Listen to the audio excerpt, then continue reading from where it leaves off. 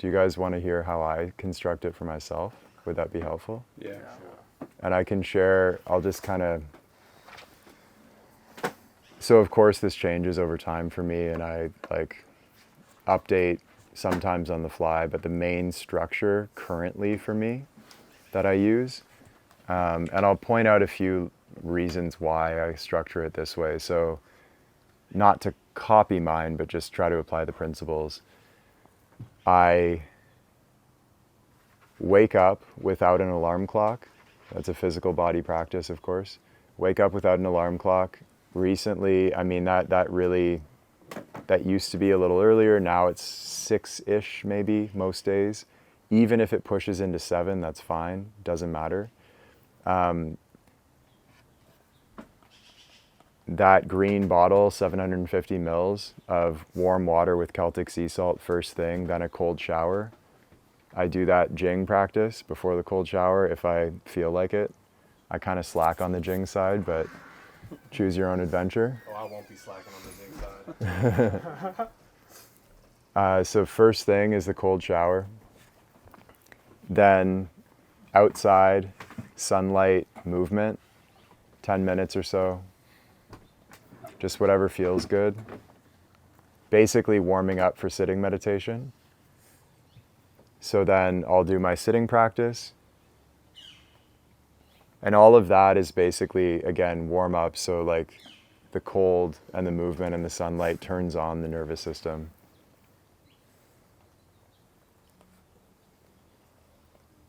So I do sitting practice, then I make coffee, and I'll do my first work block. Remember, the karmic body purpose link is really important. So as a foundational practice, you could think about, West and Daniel, the content that you're making. That when we're talking about building a holistic system, nothing can be left out. Your work is included.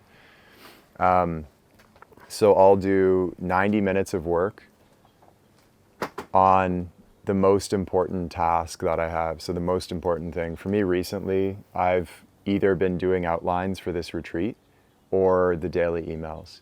So maybe the first thing, and as like a little business instruction, if you do have that daily sort of creative practice, like making content, do that first thing every single day so that like no matter what else happens, you got that main thing done that's going to push the business forwards. Yeah, so very first thing, most important task. I take about half an hour. I'll go outside again. I'll do some movement. I think I shared this with you once, Cole. Yeah, it's good though. Yeah, and then I'll make a smoothie. So that's my first kind of meal, if you want to call it, of the day. First sort of calories that I consume. That probably happens around 10-ish, give or take, maybe 10:30. After that, another 90 minutes of work, and primarily it's like daily administrative tasks, little projects, things like this. After that, I'll train. So I'm alternating movement and strength work, like we spoke about, with cardio work. So that could be running, elliptical, whatever. And then after the cardio, I'll do hot and cold. So sauna and then a cold shower for me. It could be cold plunge if you guys have access. Then I'll have lunch, take a nap. After every meal, I walk, at least briefly. Sometimes it's just up and down the stairs a few times. Just anything to like get blood moving. That's so helpful for digestion, blood sugar, blood pressure, health, everything. And the better your digestion, blood sugar, blood pressure, health, the more nutrients you're going to actually absorb from the food. Therefore, you're going to have that much more energy to put towards everything. So I take a nap. I'll go outside very briefly, like look at the sun early afternoon. It's another circadian rhythm setting device. So same as looking at the sun in the morning, looking at the sun in the afternoon is also really useful to set circadian rhythms. And then I'll do my final 90-minute work block of the day. And this was an interesting finding for me. This isn't every single day true, but most days it is. And I got this from Andrew Huberman. So they did studies on the type of work that people are usually best at throughout the day. So you're going to have different aptitudes and a different type of work that you're best at first thing in the morning versus in the afternoon. And what I found is that, and this is what the study found as well, for most people, non-linear work in the afternoon, so sort of exploratory, brainstorming, creative work, things that are non-linear in nature. If you're doing mathematics, let's say, or accounting, or some like managing finances, that's linear and would usually do best in the morning. So I'll do that during my second 90-minute work block. And every work block is timed, right? If I'm doing micro practice, which is not all the time, but I'll do a minute or two at the start and finish of every one of those 90-minute work blocks. So I do usually non-linear creative work for 90 minutes in the afternoon. And then I do standing Qigong practice, like Bruce's energy gates, but some type of movement would do. And then dinner, walk, read as I'm falling asleep, fall asleep, do the same thing again next day. In addition to that, on a hygiene level, smudging is happening before sitting practice in the morning, sometimes after if I feel it's necessary. It's also happening at the end of the workday. So there's a very clean cut at the end of that third 90-minute work block. I'll go upstairs and I'll smudge, sort of like clearing off the workday. It's like, okay, we're transitioning now. So I'll smudge and then go into my like PM late afternoon practice. So there's a cut, and after that point, there's no more work of any kind. It's complete disconnect. Like 95, 99% of the time, complete disconnect.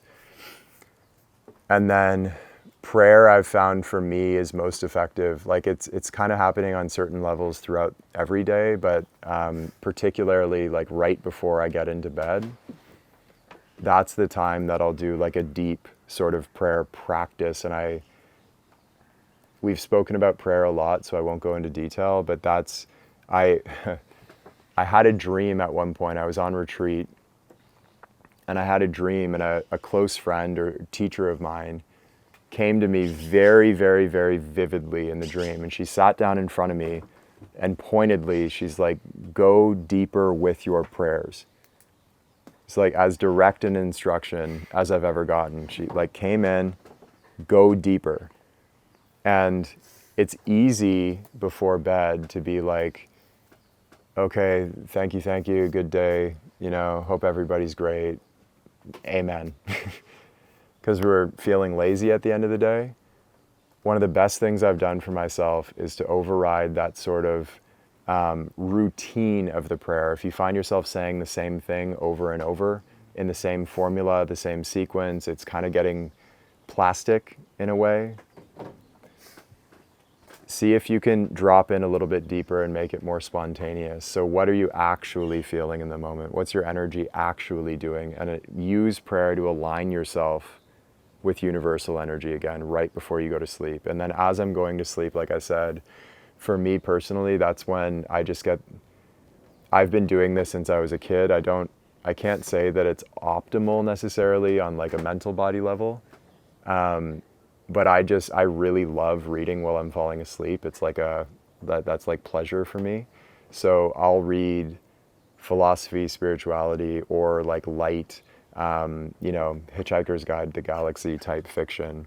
Just something that's enjoyable, but not too heavy. Not like, I'm not reading Ken Wilber before bed, for example, right? Nothing that gets my mind going. It more just helps me drift off. Hygiene stuff is, of course, happening throughout the day as needed. The smudging is happening 3, maybe even 4 times a day sometimes. When do you do it in the morning? I missed that. Smudging I'll do before and sometimes after sitting practice in the morning. So if you go through that sort of template, right? It's not like I'm doing every strategy here, but I'm covering a fucking lot of them. Like food is clean, exercise is covered, sleep is covered. Energetic hygiene's covered, prayer's covered, sitting practice is covered, qigong's covered. Hot and cold is covered. My work is in a constant effort to become more and more aligned with purpose, which is karma. I'm probably missing some of it, but that's my general template. And I've found that more than those 3 90-minute blocks of work is like pouring cement into my head. It's just so heady. And while I'm working, I'm fucking working, right? It's not like I'm sitting there browsing, getting distracted. I'm working. And a lot is getting done every single one of those 90-minute work blocks. So at the end of the day, there's nothing more I can really do. It's like, maybe I could push out a little more and like press it into over the red line a little bit. But in general, that's a full day. And you can see how it's a lot of volume, but it's also in balance. Everything's quite balanced if you look at that whole template. Yeah, I think that's pretty much it. And I do that about 5, maybe 6 days a week, usually 5. And then on the weekends, I have more flexibility. I try not to work, or if I do work, I'll change the environment by going to a coffee shop so it doesn't feel like the regular workday. Yeah, I think that's everything I want to say.